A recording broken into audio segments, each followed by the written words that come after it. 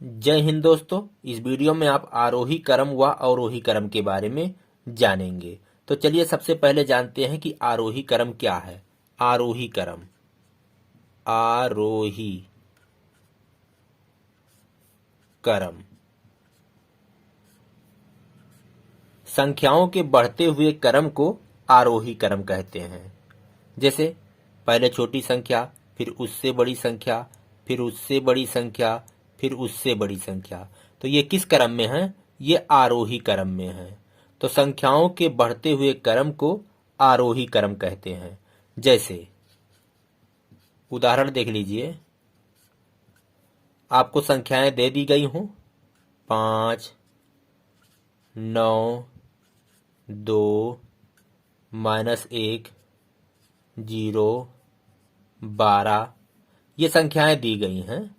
अब कह रहा है इनको आप आरोही क्रम में लिखें। तो इसका जो आरोही क्रम होगा, इसका आरोही क्रम सबसे पहले सबसे छोटी संख्या, तो ऋणात्मक संख्याएं छोटी होती हैं। -1 सबसे छोटी है इसमें, तो -1, उसके बाद 0, उसके बाद क्या है 2 है, उसके बाद क्या है 5 है, उसके बाद 9 और सबसे बड़ी क्या है 12। तो ये कौन सा क्रम है? ये आरोही क्रम है। चलिए और उदाहरण ले लेते हैं। जैसे ले लेते हैं 10, -8, -12, 18, -7, 13, -13। अब इसको आरोही क्रम में लिखना हो तो कैसे लिखेंगे? चलिए आरोही क्रम, आरोही क्रम किसे कहते हैं? संख्याओं के बढ़ते हुए क्रम को आरोही क्रम कहते हैं। अब इसमें सबसे छोटी कौन है? ऋणात्मक संख्याएं जो होती हैं वो छोटी होती हैं।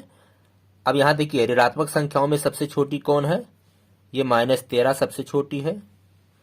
तो पहले है -13, उसके बाद उससे बड़ी क्या है -12, फिर इससे बड़ी क्या है? इससे बड़ी है -8, फिर इससे बड़ी है -7। अब कौन है -7 से बड़ी? कौन है इसमें? अब -7 से बड़ी यहां दिख रही है 10। तो चलिए 10, उससे बड़ी फिर कौन है 13। अब गिन लीजिए, देखिए कोई संख्या छूट तो नहीं रही है। 1, 2, 3, 4, 5, 6, 7।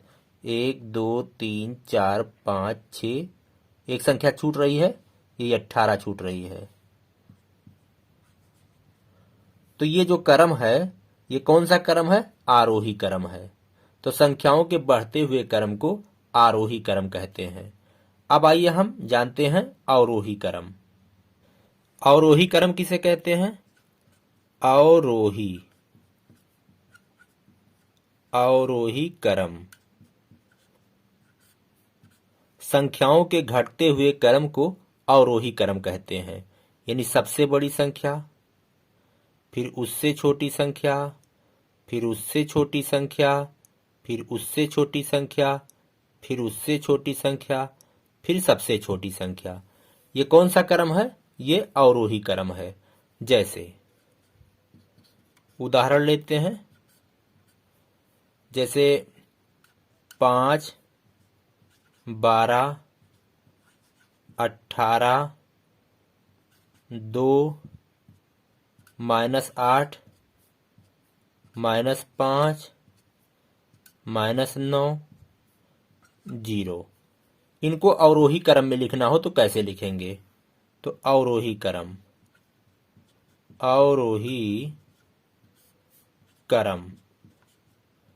अवरोही क्रम किसे कहते हैं?